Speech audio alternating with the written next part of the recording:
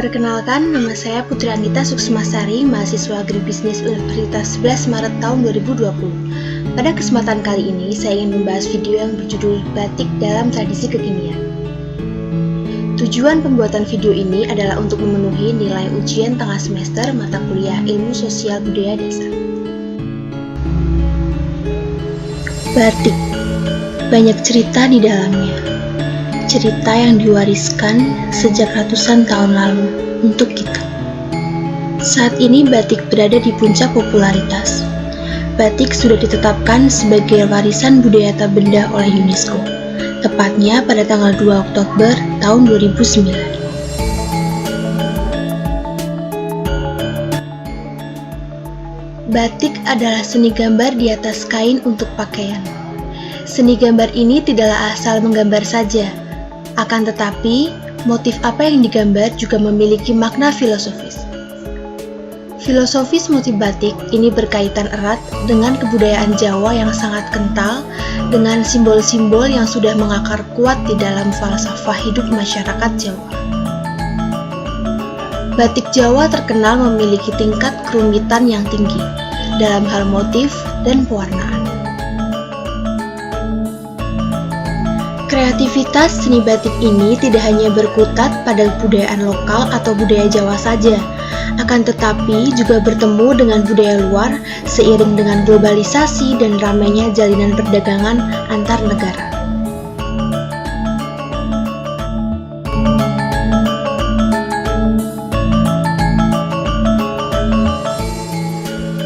Pada awalnya, seni batik hanya berada di lingkungan keraton saja. Hal ini sebagai salah satu cara untuk menunjukkan eksistensi para aristokrat pada karya seni yang dihasilkan. Namun, pada waktu sekarang, seni batik sudah menyebar luas ke seluruh masyarakat di luar keraton. Bahkan, profesi sebagai pembatik sudah menjadi mata pencarian bagi masyarakat. Batik yang awalnya hanya dipakai di lingkungan keraton saja, mulai melebarkan sayapnya keluar keraton, seiring dengan kebutuhan dan perkembangan zaman, dari kebutuhan individual menjadi kebutuhan industrial. Batik dulunya hanya dibuat di atas bahan dengan warna putih yang terbuat dari kain mori. Pada era globalisasi ini, batik sudah menjadi kain tradisional Indonesia yang diaplikasikan di atas bahan lain, seperti sutra, polister, rayon, dan bahan sintetis lainnya. Teknik membatik pun berkembang. Zaman dahulu, teknik batik perintangan dengan malam dilakukan menggunakan berbagai macam canting. Dalam perkembangannya, tidak hanya canting saja yang digunakan, tetapi juga bisa menggunakan kuas. Bahkan pewarnaannya tidak lagi hanya celup, tetapi bisa menggunakan airbrush atau teknik coret. Pengembangan teknik dalam tradisi pembuatan batik yang tanpa batas ini akhirnya mampu mengembangkan berbagai efek dan tekstur dalam motif batik modern.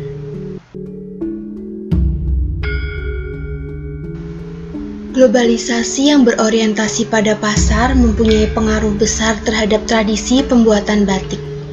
Orang tidak lagi memikirkan makna dan nilai-nilai yang terkandung dalam barang yang dibuat maupun yang dipakainya, tetapi lebih memikirkan masalah seberapa uang yang dapat dihasilkan.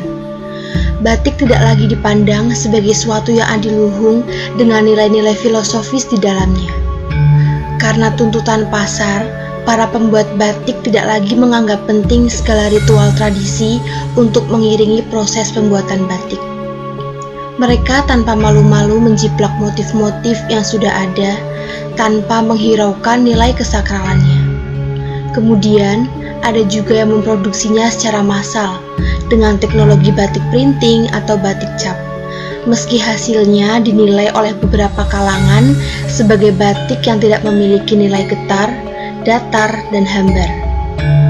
Para pemakainya pun sudah tidak mau tahu dan tidak mengenal nilai-nilai yang ada di dalamnya.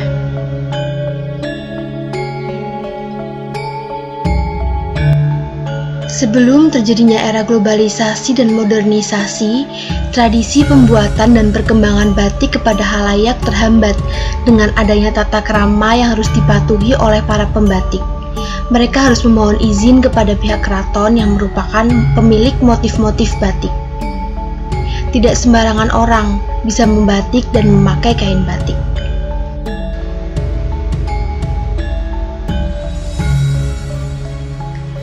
Batik larangan Keraton Yogyakarta contohnya.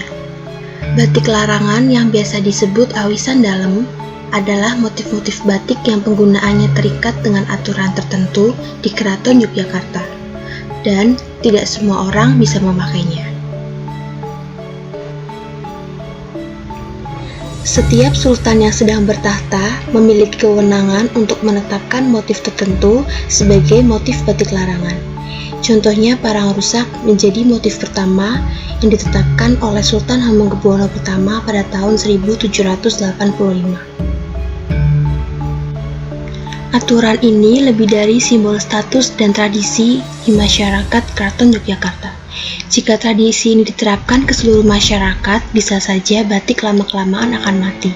Oleh karena itu, aturan ini sekarang hanya berlaku di lingkungan Keraton Yogyakarta saja dan tidak untuk masyarakat umum di luar keraton. Adanya globalisasi sebenarnya memberikan dampak positif bagi tradisi membatik dan memakai batik, yaitu bisa memberikan berbagai inovasi untuk mengembangkan dan mempertahankan batik. Namun, manusialah yang terkadang menghilangkan nilai-nilai tradisi dalam pembuatannya.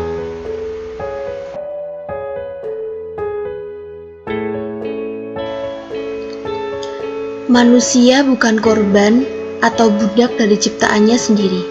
Namun harapannya adalah dengan ilmu pengetahuan dan teknologi, manusia semakin memanusiakan dirinya sendiri. Artinya, semakin manusia cerdas dan pandai dalam menciptakan teknologi, manusia semakin menyadari nilai dan makna dari dirinya sendiri.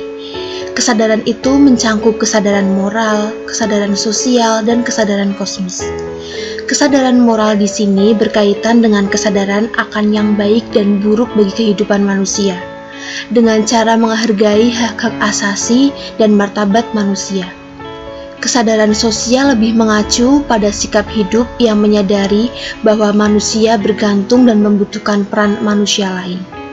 Sedangkan kesadaran kosmis berkaitan dengan kemampuan manusia untuk melihat bahwa manusia adalah bagian dari alam semesta dan bersatu dengan alam.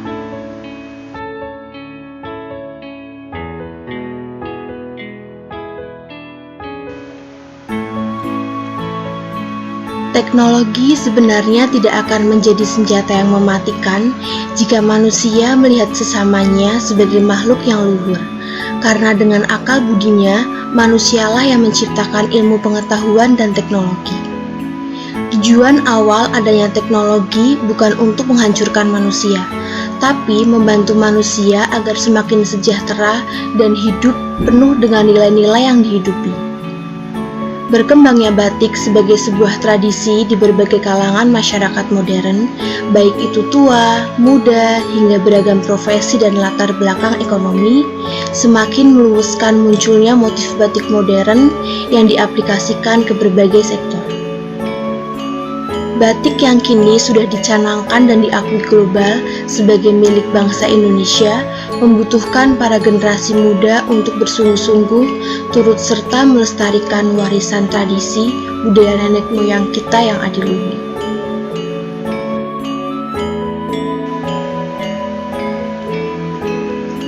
Tidak hanya memakai batik hanya untuk sekedar berhura-hura di pesta, upacara, atau bahkan hanya menerapkan motifnya secara asal-asalan pada berbagai bidang atau media, melainkan kita harus memahami makna apa yang tersimpan di dalam tiap motifnya. Sekian video dari saya, semoga video ini bisa bermanfaat untuk kita semua. Sampai jumpa.